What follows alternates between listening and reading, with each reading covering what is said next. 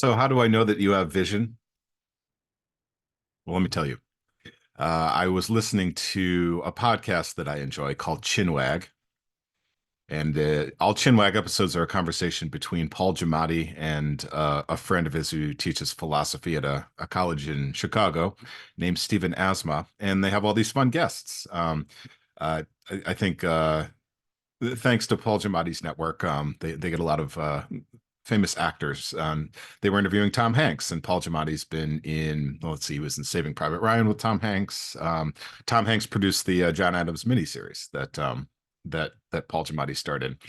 And Tom Hanks taught me something that I didn't know. He talked about, I think he called it the cognitive revolution, and I don't know that that's exactly the right term for it because it brings up something else on Wikipedia, but he was talking about what happened to humans 60 or 70,000 years ago, or what became humans.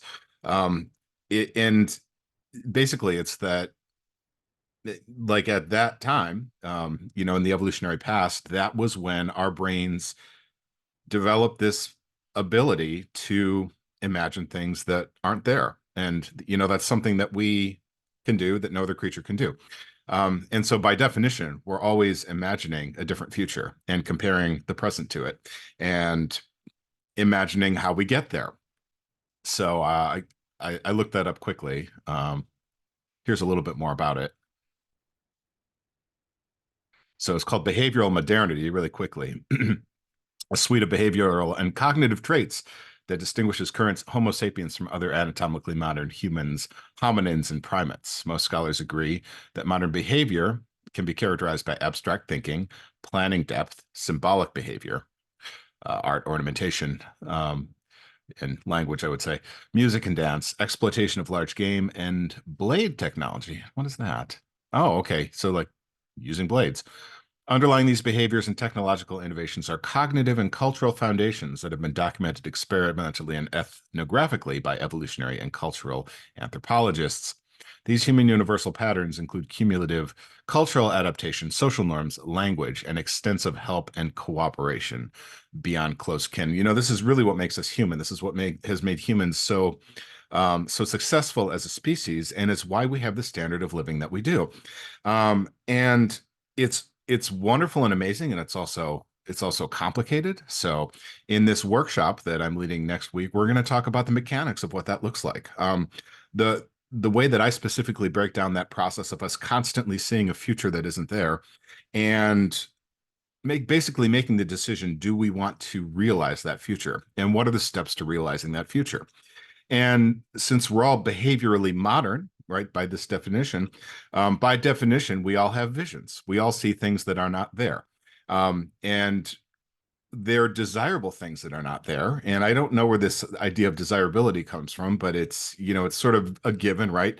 When we imagine a future that we desire, it's going to be better than the one that we have. And so the human species is basically constantly doing that, just asking, how do we make things better? How do we make things better?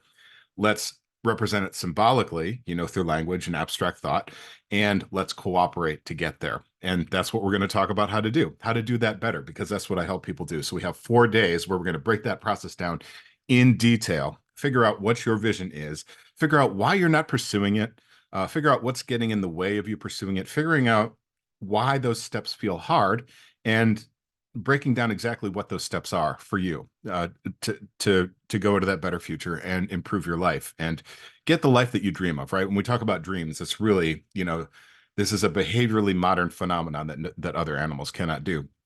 Now, there's also liabilities or drawbacks that come with behavioral modernity, which is that we're never satisfied because we're constantly imagining a future that's not there, because life can be endlessly improved. So that's a human problem, as well as it not only created the life that we have, but we have this problem that we're constantly doing it. We can't turn it off. But that's also just due to the nature of time and space, right? So how do we get better at discerning our vision, having the courage to go for it, figuring out exactly which steps to take to move toward that, and then having the peace to know that that's a never-ending process, and that is visionary, leadership-driven people, or leadership-oriented driven people, we're never going to stop doing that, and that's actually what makes us who we are, and that it's a beautiful thing, and not a burden. So we're going to talk about all that over the course of 4 days with a group of motivated, leadership-oriented individuals just like you. So there's still time to register. I hope to see you there.